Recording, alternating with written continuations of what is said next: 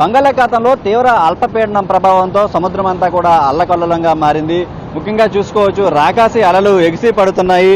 Monsoon current ప్రభావంతో కూడా మొత్తం సముద్రం అంతా అల్లకల్లోలంగా మారడంతో భారీ ఎత్తున కెరటాలు అనేవి ఉప్పొంగి వస్తున్నటువంటి పరిస్థితి మనకు కనిపిస్తుంది. ప్రస్తుతం ఆర్కే బీచ్ సమీపంలో ఉన్నటువంటి ఏదైతే సబ్మెరైన్ పరిసర ప్రాంతాల్లో మనం చూసుకోవచ్చు, అక్కడ ఇసుకతో పాటు రాళ్లు అన్నీ కూడా వేసి ఉన్నటువంటి తీర ప్రాంతం అంతా కూడా పూర్తిగా కొట్టుకొని వెళ్ళిపోతున్నటువంటి పరిస్థితి మనకి కనిపిస్తుంది.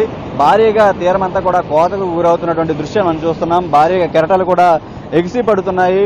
ఎందుకంటే అల్పపీడనం ప్రభావంతో సాధారణంగానే కెరటాల ఉధృతి ఎక్కువగా ఉంటుంది. అయితే తీవ్ర అల్పపీడనం నెలకొనడంతో పాటు మాన్సూన్ కరెంటు ప్రభావంతో కూడా సముద్రం అంతా కూడా అల్లకల్లోలంగా మారింది. తీరం దిశగా భారీగా అలలు ఎగిసి పడుతున్నాయి. మరోవైపు ఏదైతే తీరం అంతా కూడా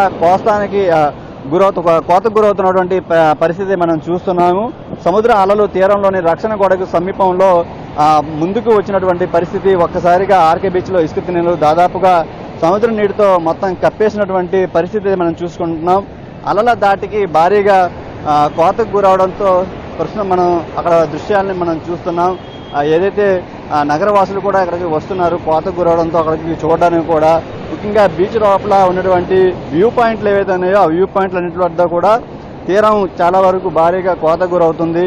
అక్కడ మనం ఒకసారి కనుక పరిశీలిస్తే తీరం దాటికి ఒక్కసారి మనం చూడొచ్చు, రాళ్ళన్నీ కూడా కొట్టుకుని వెళ్ళిపోతున్నటువంటి పరిస్థితి మనం ఇక్కడ చూస్తున్నాం. మరోవైపు సముద్రం అంతా కూడా అల్లకల్లోలంగా మారినటువంటి పరిస్థితి మనం చూస్తున్నా. తీవ్ర అల్పపీడనం మారడంతో ఈ పరిస్థితి అయితే మనకి గతంలో కూడా ఇటువంటి పరిస్థితులు ఉన్నప్పటికీ ఈసారి మాత్రం కాస్త ఎక్కువగా తీరం అంతా కూడా కోతకు గురవుతున్నటువంటి పరిస్థితి మనం చూస్తున్నాం. ప్రస్తుతం సబ్మెరైన్ ప్రాంతానికి దగ్గరలో ఉన్నటువంటి అక్కడ మొత్తం బిల్డింగ్ వరకు ఆల్మోస్ట్ వచ్చినటువంటి మనకి పరిస్థితి మనం చూస్తున్నాం. కోతకు గురవుతున్నటువంటి తీరం ఇదంతా కూడా కాస్త ఆందోళన కలిగించే విషయం అనేది చెప్పుకోవాలి. ఎందుకంటే ప్రతిసారి కూడా డ్రెడ్జింగ్ చేసి ఇసుక అంతా కూడా ఇక్కడ పేరుస్తున్నప్పటికీ, మొత్తం అంతా కూడా దీన్ని కవర్ చేస్తున్నప్పటికీ ఇప్పుడు తాజాగా ఏర్పడినటువంటి ఈ తీవ్ర అల్పపీడనానికి ఈ విధంగా కోతకు గురైంది.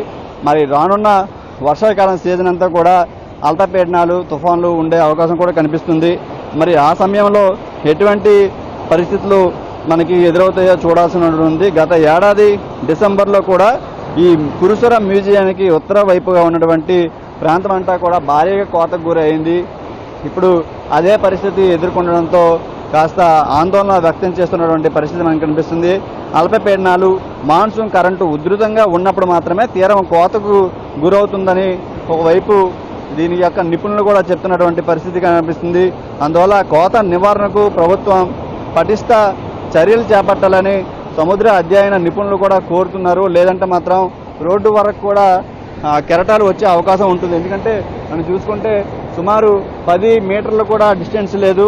ఆ డిస్టెన్స్ వరకు కూడా ఆల్మోస్ట్ కెరటాలు వచ్చేస్తున్నటువంటి పరిస్థితి మరి కనిపిస్తుంది. మరి ఇంకా జూన్ నెలలోకి ఎంటర్ అవ్వడం లేదు. వర్షాకాలం ఇంకా పూర్తిగా అందుబాటులోకి రాలేదు.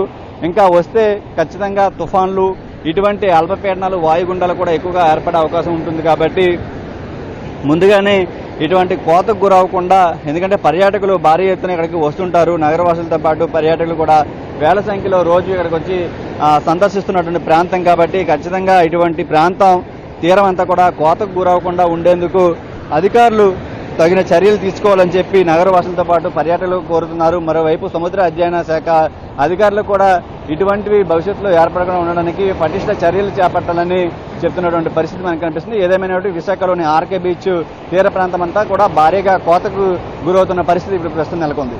కెమెరామెన్ శ్రీధర్తో చిరంజీవి ఎన్టీవీ, విశాఖ నుంచి.